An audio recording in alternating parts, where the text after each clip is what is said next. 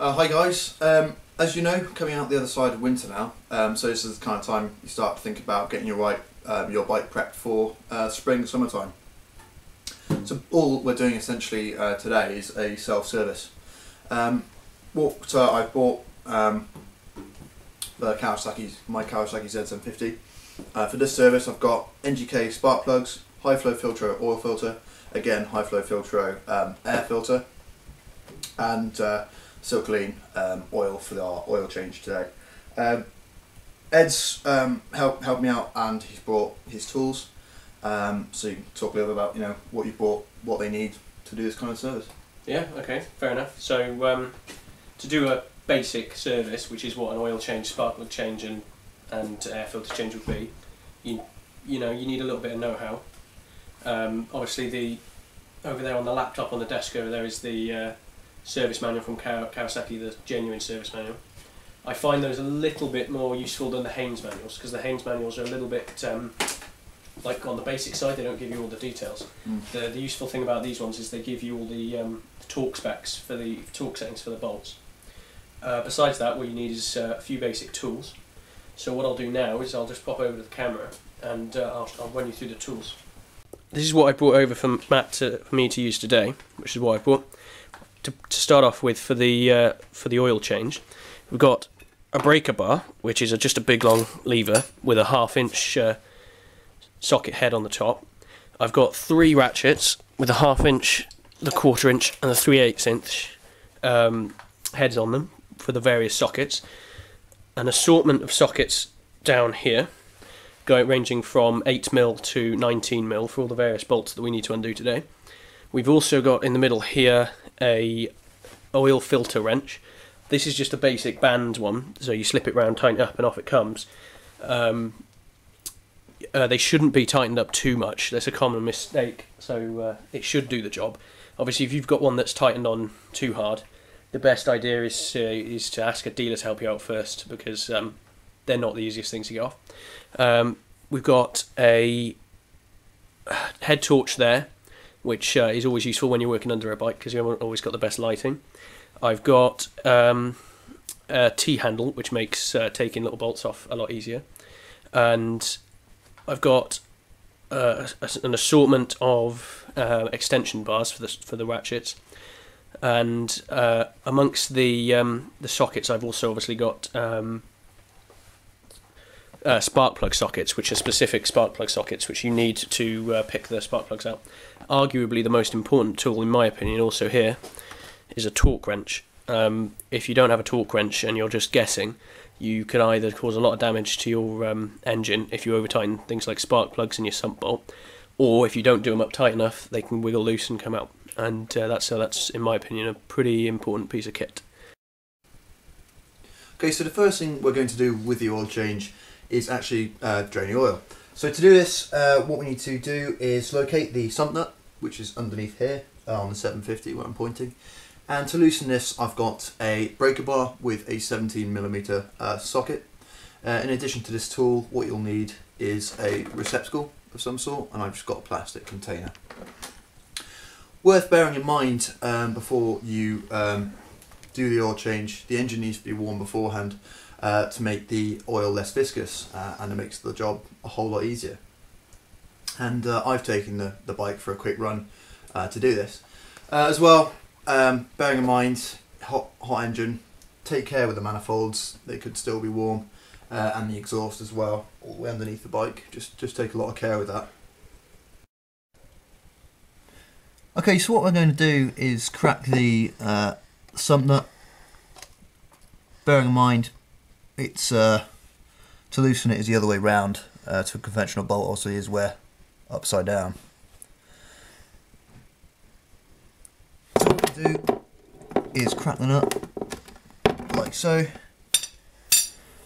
and be very careful not to drop it in the pan, otherwise you'll be spending 20 minutes looking for the bolt in a pan of oil, and keeping your fingers clear from the manifolds as well.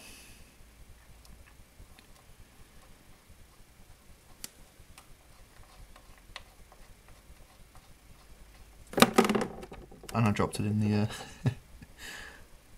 There we go. And then the oil just comes out nicely, and it's actually nice and warm as well, which is what you're after. To reduce the pressure in the sump, just loosen off the oil filler cap, and that'll help the oil drain a bit easier. The oil will take about anywhere between 20 and 40 minutes to fully drain. It's the best idea to leave it for as long as possible until all drips are done, just to get out all the last little bits of sludge and gunk in the bottom of the oil pan, because you know that's where it all settles out, and it does take a long time for it to go. Okay, next stage is to remove the old oil filter. To do this, we've got an oil filter wrench. So quite simply, the aim now is to make it finger tight so that we can loosen it by hand and remove the old filter, being careful not to spill oil all over our manifolds, because the next time you turn your bike on, if you haven't cleaned it off properly, it'll burn on and you'll be a very unhappy biker. So what we're going to do is just slip this over, giving yourself enough room to actually use the tool, tighten them up. And again, worth mentioning, it's just being very careful, just finger tight, so we can use it by hand.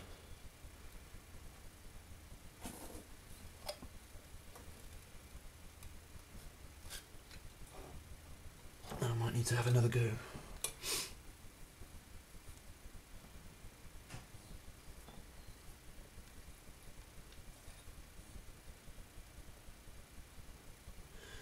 So that'll probably do it for now. So now I'm just going to untie it by hand, unscrew even. There we go, see that works very nice. And you can feel it coming lighter and lighter. And then you just want to be really careful not to spill the oil that's actually in the filter. As soon as you can see, the oil is kind of starting to drip down from the filter.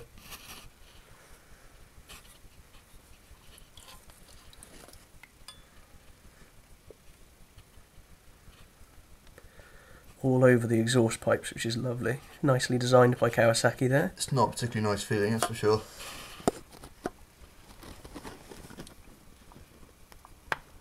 Getting to the end now. So very carefully.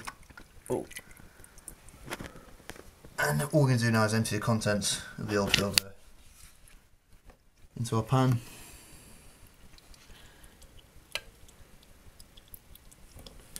And just let that all drain out of there for now. And that'll take another while to drain out of that into the thing.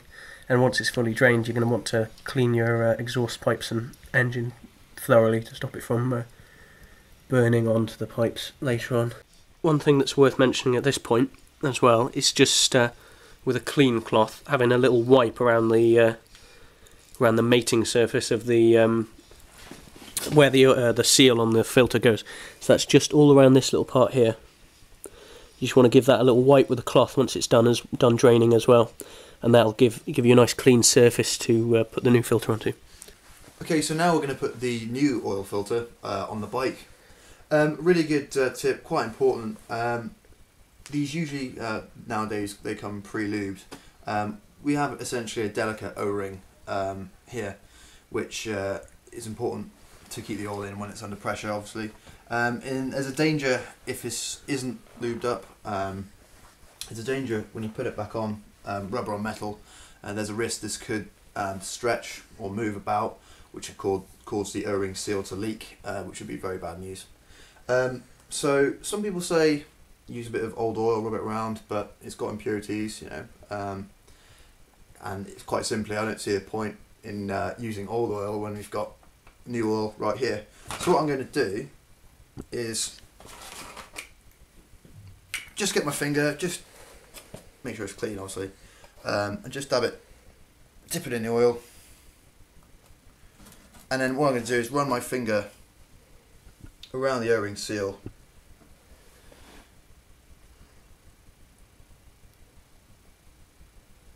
on the inside as well, and then on the threading, because we can. And that'll help for a really nice fit. And there's no danger of damage now. using the oil filter wrench again.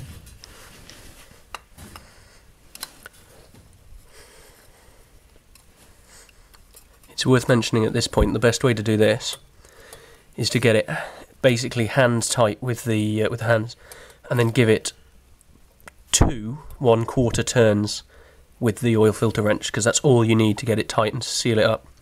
Any more than that and you'll overstress the threads. So that's going to do there, 1/4 turn, loosen it off,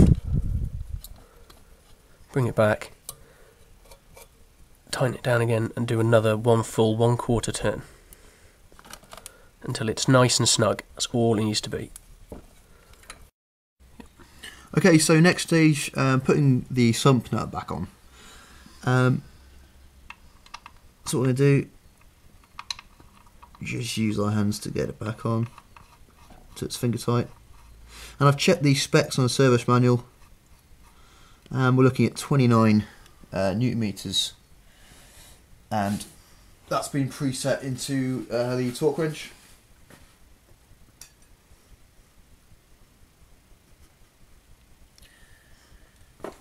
Which I've just found.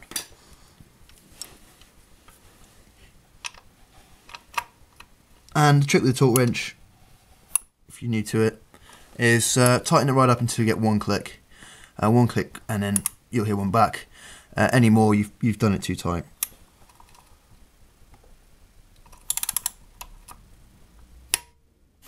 There you go.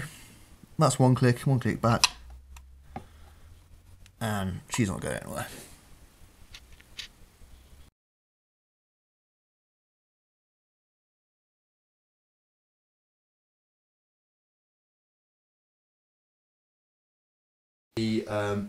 The engine is warm before you do this. Obviously, engine's warmer. The oil will be more liquid, and it'll be easier to fuck.